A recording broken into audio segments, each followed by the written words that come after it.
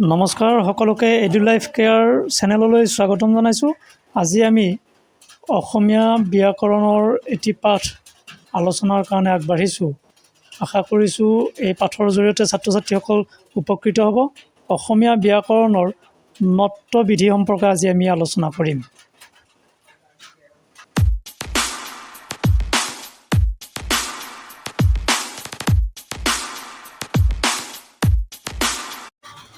আজি আমি নত্ব বিধি সম্পৰ্কে কিছু কথা আলোচনা কৰিম। অতি সহজে বোধগম্য হ'ব পৰাকৈ আমি আলোচনা আগবঢ়াম নত্ব বিধি সম্পৰ্কে। এইখিনিতে আমি কেইটামান কথা বিশেষকৈ মন কৰিব লাগিব যে আমি অসমীয়াত যি ব্যঞ্জন বৰ্ণ পাইছোঁ, এই ব্যঞ্জন বৰ্ণৰ ক্ষেত্ৰত আমি দেখা পাম যে অসমীয়াত বিশিষ্ট ধ্বনিৰ তুলনাত আখৰৰ সংখ্যা বেছি। বিশিষ্ট ধ্বনিৰ তুলনাত আখৰৰ সংখ্যা বেছি। আমি এই ক্ষেত্ৰত বিশেষকৈ আমি ন উচ্চাৰণ কৰোঁতে তাতে দুটা ন থাকিব, এটা দন্ত ন আৰু এটা মূৰ্ধন্য ন। উচ্চাৰণৰ ক্ষেত্ৰত দুয়োটা ধ্বনিয়েই একে হৈ যায় ন, কিন্তু আমি লিখোঁতে তাক আমি পদত কোনটো পদত দন্ত ন হ'ব, কোনটো পদত মূৰ্ধন্য ন হ'ব, এই বিষয়ে আমি আলোচনা কৰিম। বিশেষকৈ মূৰ্ধন্য ন হোৱা বিষয়টো এই আলোচনাত আমি আগবঢ়াম। এতিয়া নত্ব বিধি কাক বোলে? যিবোৰ বিধিৰ কাৰণে কোনো এটা পদত থকা দন্ত ন মূৰ্ধন্য হয় তাকে নত্ব বিধি বুলি কোৱা হয়। গতিকে আমি নত্ব বিধিৰ নিয়মসমূহ আমি চাম। কিছুমান বিশেষ নিয়মৰ কাৰণে পদত দন্ত নৰ পৰিৱৰ্তে মূৰ্ধন্য হয়। আমি নত্ব বিধিসমূহ চাবৰ কাৰণে চেষ্টা কৰিছোঁ। আমি প্ৰথমে পাম হস্বৰী ৰ আৰু মূৰ্ধন্য হৰ পিছত থকা দন্ত ন মূৰ্ধন্য হয়। উদাহৰণ আমি দিছোঁ ঋণ, কৃষ্ণ, তৃণ। এনেধৰণৰ শব্দবোৰত মূৰ্ধন্য হোৱাৰ কাৰণেই হ'ল যে পদত ঋ, ৰ আৰু মূৰ্ধন্য হ থাকিলে তাৰ পিছত থকা দন্ত ন মূৰ্ধন্য ন হয়।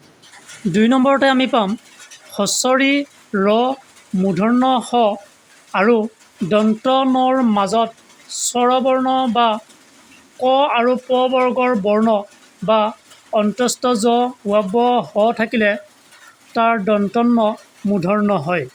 আমি উদাহৰণ পাইছোঁ কৃপণ। ৰিৰ আৰু দন্ত নৰ মাজত প আছে, প বৰ্গৰ যিকোনো বৰ্ণ থাকিলে দন্ত ন গুচি মূৰ্ধন্য হয়। আন উদাহৰণ পাইছোঁ গ্ৰহণ, ৰাৱণ, পূৰণ। এই আটাইকেইটা শব্দ এই বিধিমতে মূৰ্ধন্য হৈছে। আমি ৩ নম্বৰতে আন এটি বিধি পাম উত্তৰ, চান্দ্ৰ, পৰ, নৰ, ৰাম আদি শব্দৰ পিছত থকা অয়ন শব্দৰ দন্ত ন মূৰ্ধন্য হয়। যেনে উত্তৰ যোগ অয়ন উত্তৰায়ণ। উত্তৰায়ণৰ শেষৰ ন মূৰ্ধন্য হৈছে। পৰায়ণ, চন্দ্ৰায়ণ, ৰামায়ণ এনেধৰণৰ উদাহৰণ এই বিধিত পৰিব। ইয়াৰ পিছতে আমি পাম প্ৰ, পূৰ্ব, অপ শব্দৰ পিছত অহ্ন থাকিলে তাৰ যি দন্ত ন সেই দন্ত ন মূৰ্ধন্য হ'ব। যেনে অপৰাহ্ন, পূৰ্বাহ্ন আদি এনেধৰণৰ আমি উদাহৰণ পাম এই বিধিটোৰ জৰিয়তে। তাৰপিছতে মূৰ্ধন্য ত বৰ্গৰ লগত যুক্ত দন্ত ন সদায় মূৰ্ধন্য হয়। উদাহৰণকেইটা চোৱা যাওক। কণ্টক, মূৰ্ধন্য তৰ লগত ন যোগ হওঁতে সেই ন মূৰ্ধন্য হৈছে। পিণ্ড, মূৰ্ধন্য দৰ লগত ন যোগ হৈছে, গতিকে মূৰ্ধন্য ন হ'ব এইটো। মুণ্ড, কণ্ঠ এনেধৰণৰ শব্দবিলাক এই বিধি অনুসৰি মূৰ্ধন্য হয়। ইয়াৰ পিছতে আমি পাম বৃক্ষ বা ঔষধি জাতীয় শব্দৰ পিছত থকা বন শব্দৰ দন্ত ন গুচি মূৰ্ধন্য হয়। যেনে আম্ৰবন, হৰিদ্ৰাবন, দুৰ্বাবন এনেধৰণৰ উদাহৰণ। ইয়াৰ পিছতে আমি পাম প্ৰ, পৰা, পৰি, নিৰ আদি উপসৰ্গৰ পিছত থকা নম আৰু নি ধাতুৰ দন্ত ন মূৰ্ধন্য হয়। উদাহৰণ দিছোঁ প্ৰণাম, পৰিণয়, প্ৰণয়, নিৰ্ণয়। তাৰপিছতে আমি আন এটা বিধি পাম দুটা শব্দ গোট খাই এটা প্ৰসিদ্ধ নাম হ'লে আগৰ শব্দত হস্বৰী ৰ আৰু মূৰ্ধন্য হ থাকিলে পাছৰ শব্দৰ দন্ত ন মূৰ্ধন্য হয়। যেনে অক্ষৌহিণী, শূৰ্পণখা আদি। ৰকাৰান্ত আৰু মূৰ্ধন্য হকাৰান্ত শব্দৰ লগত থকা পাণ শব্দৰ দন্ত ন মূৰ্ধন্য হয়। যেনে ক্ষীৰ পাণ। সদায় মনত ৰাখিব ৰকাৰান্ত ৰকাৰযুক্ত শেষত ৰকাৰযুক্ত থাকিলে বা মূৰ্ধন্য হকাৰযুক্ত শেষত হৈ থাকিলে তেনেহ'লে পাণৰ দন্ত ন মূৰ্ধন্য ন হ'ব।